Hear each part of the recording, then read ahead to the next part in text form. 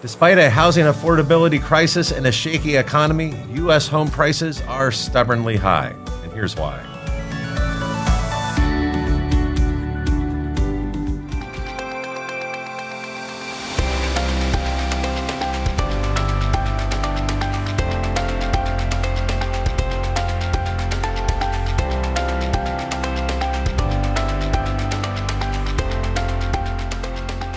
Welcome back to the Industry Leader Update. A looming recession, repeated interest rate hikes, and mortgage rates that have more than doubled. One would think that such economic forces would lead to a housing crash. I certainly did, and so did many others. While home sale prices in several metros across the U.S. have seen double-digit reductions, overall, the national median home price has barely budged. In fact, according to Zillow, U.S. home values are up 2% year over year. So what gives? Well, first, housing crashes do not happen overnight. They happen in stages. Case in point, the 2008 housing crash. Home sales began to plummet in 2005 and 6, followed by what some called a dead cat bounce. That is a short-term false recovery, followed by a protracted decline. Now, to illustrate this point, let's look at the Case-Shiller Home Price Index, or HPI.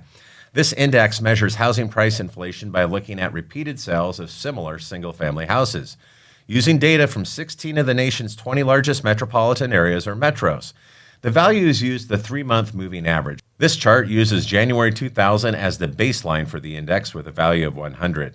In the wake of the 9/11 attacks, the Federal Reserve cut the Fed funds rate to nearly zero, where it remained for several years. The byproduct was a fueling of one of the largest housing bubbles in U.S. history.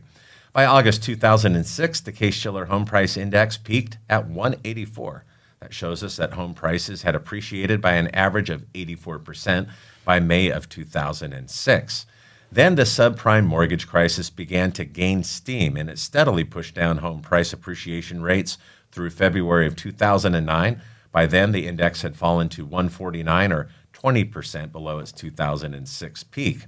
But that was followed by a handful of false recoveries, or dead cat bounces, in August of 2009 and June 2010. In total, it took nearly 6 years for the index to reach its trough. Now, during the decade of February 2012 to February 2020, home prices rose steadily, but not abnormally. That is, until the Fed poured gasoline on the fire of housing demand again by slashing the federal funds rate to nearly zero. This in the early days of the COVID-19 or coronavirus pandemic, which broke out in the spring of 2020 here in the U.S. All of this brings us to one question. Why have we not seen home prices collapse or the bubble burst here in the United States? We've all been asking that question. And knowing that housing crashes often take years to play out in phases, what other factors are slowing a nationwide fall in home values? One factor is that housing inventory is incredibly constrained, remains so, and that's restricting supply. Another is that our economy is surprisingly resilient, has remained so, and we have not fallen into a full-fledged economic recession as of today, with the resulting layoffs and unemployment that do follow in a recession. Now, if we see those two important pieces fall into place, then the pace of home price depreciation would be accelerated significantly. And also, surprisingly, today's high home mortgage rates are also propping up home values. And you might be scratching your head. Well, here's how.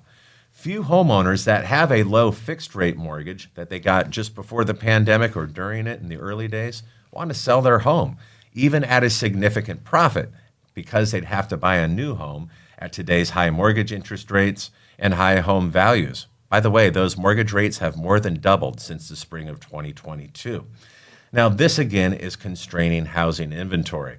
But home sellers are also playing a role in inventory.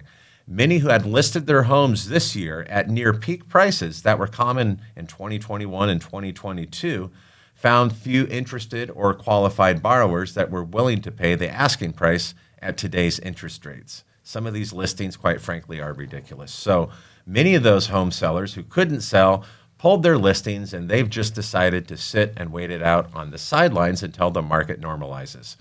If housing inventory continues to grow and home buyer demand is generally satisfied, then home prices would likely be falling very quickly. But the rub is that the home buyer demand, is at historic lows due to high mortgage rates and inflated home values. So, what can we expect? It's this, that home prices will remain somewhat sticky until we see a significant economic downturn or a black swan event that pushes the first domino. Today, experts are widely divided on whether the housing market will actually crash, but the majority do agree on one thing, that prices have cooled for housing. Now, welcome to the holding pattern that is the U.S. housing market.